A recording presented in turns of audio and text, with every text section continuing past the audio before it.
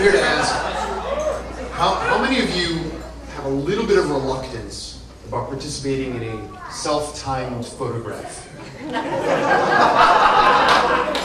How many of you have been dragged into a self-timed photograph by Jesse? Yeah,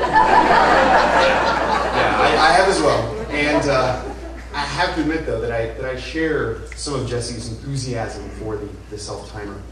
And never talked to him about it, never really discussed this, but it occurred to me when I was going through a lot of our shared memories and found a lot of self-timed photographs.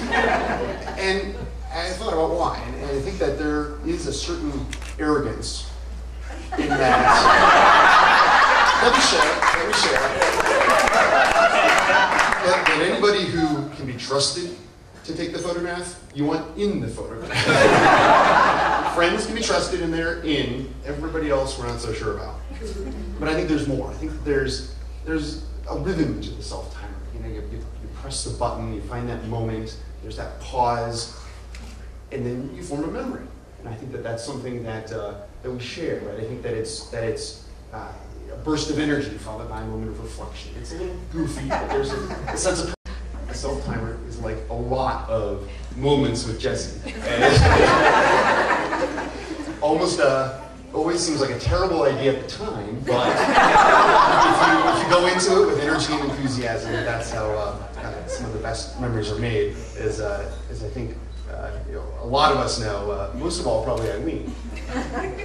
So our time in New York was a whole string of self-timers living with Jesse. Our apartments, parties, one where we created a spatially correct map of the world in our tiny New York apartment, where each room represented a different continent, complete with Antarctica, with the tub full of ice.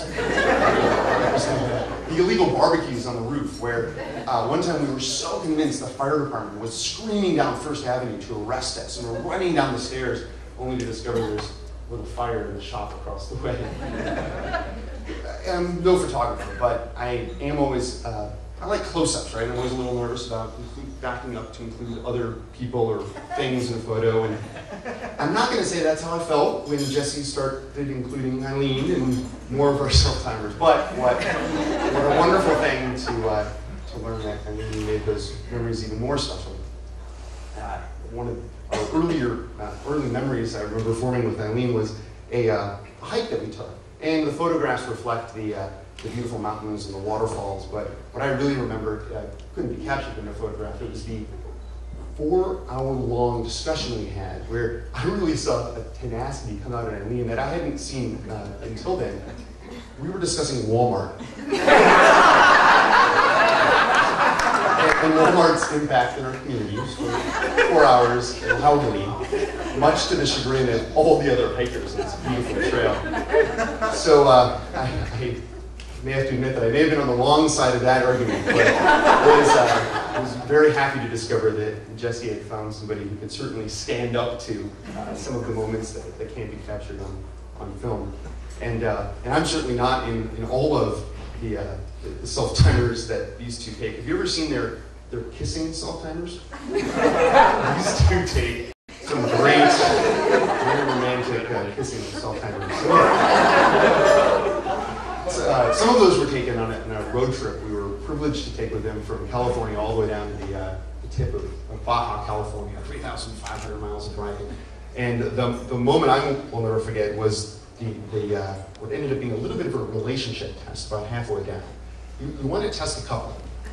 Try putting them in a boat together, the two of them, an inflatable boat, an inflatable kayak, where the rudder is locked in one position, so it's basically impossible to do anything but just go in circles. So put them out in the ocean and wait a couple of hours, and I was happy to see them coming back with smiles on their faces, both rowing on the same side of the kayak. And what I know about marriage, that's sometimes you have to do that, even though it doesn't seem to make any sense. In order to go in a straight line, you both have to be rowing on the same side of the boat.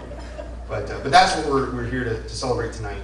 Is a lifetime of self-timers, of those moments that are goofy, that do have a sense of purpose, moments that sometimes Eileen seem like they're terrible at the time, but lead to lead to some really special memories. So let's raise our glasses to the Jesse and Eileen, two people who are very close to my heart. Cheers.